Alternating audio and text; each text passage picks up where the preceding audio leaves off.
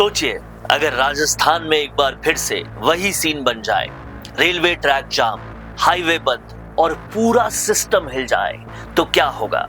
क्योंकि राजस्थान में इस वक्त ऐसी ही एक खबर निकलकर सामने आ रही है जो आने वाले चुनावों का पूरा गेम बदल सकती है। और इस कहानी के सेंटर में है विजय बैंसला। हाँ, ये वही विजय बैंसला है जिनके पिता किरोड़ी लाल बैंसला ने गुर्जर आरक्षण आंदोलन की नींव रखी थी। अब एक बार फिर वही आग सुलगती हुई नजर आ रही है। चलिए देखते हैं कि आखिर हुआ क्या है। पूरा मामला समझते हैं बहुत ही आसान भाषा में। दरअसल हाल ही में विजय बैंसला के एक घर बड़ी बैठक हुई। इस बैठक में साफ कहा गया, सरकार ने जो वादे किए थे वो पूरे नहीं हुए हैं। अब आपको थोड़ा पीछे लेके चलते हैं। पिछले साल जून में आपको याद होगा, गुर्जर आरक्षण सड़कों पर उतर आया था। रेलवे ट्रैक जाम हो चुके थे, विरोध प्रदर्शन हो रहा था और पूरा राज्य अलर्ट मोड पे आ गया था। उस वक्त सरकार और गुर्जर समाज के बीच एक समझौता हुआ, लिखित आश्वासन भी दिए गए। लेकिन दोस्तों, 10 महीने बाद हालात क्या है? सिर्फ एक मांग पर ही कुछ हलचल हुई है, बाकी सारी मांगे अभी भी अधूरी है। और यही वजह है कि अब फिर से आंदोलन की तैयारियां शुरू हो गई हैं। अब मुख्य मांगे क्या है, इसे आसान भाषा में समझ लेते हैं। आरजेएस में बैकलॉग लागू नहीं हुआ, जबकि हाईकोर्ट पहले ही आदेश दे चुका था।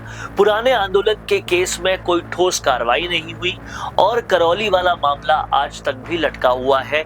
शहीदों की मूर्तियों का अनावरण अभी तक भी नहीं हुआ।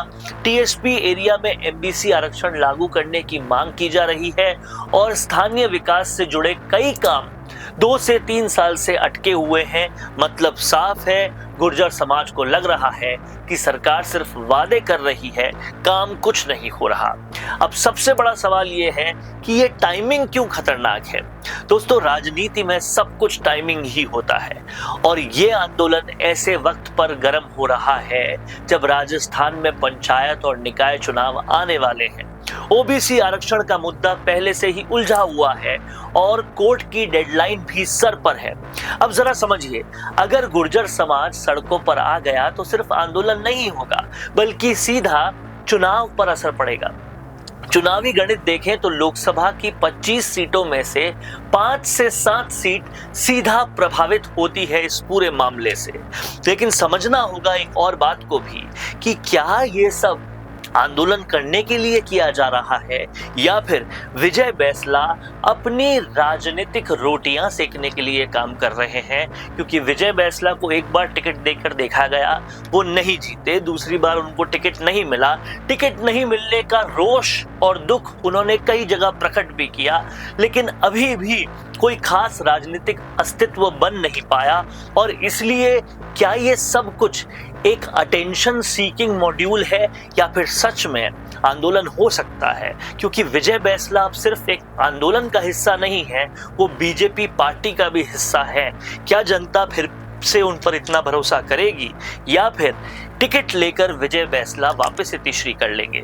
क्या कुछ होगा, लिख डालिए कमेंट बॉक्स में। देखते रहिए द फैक्ट इंडिया। रुकिए और जरा ध्यान से सुनिए। क्या आप हमारी इन खबरों से अपने व्यापार को भी बढ़ाना चाहते हैं?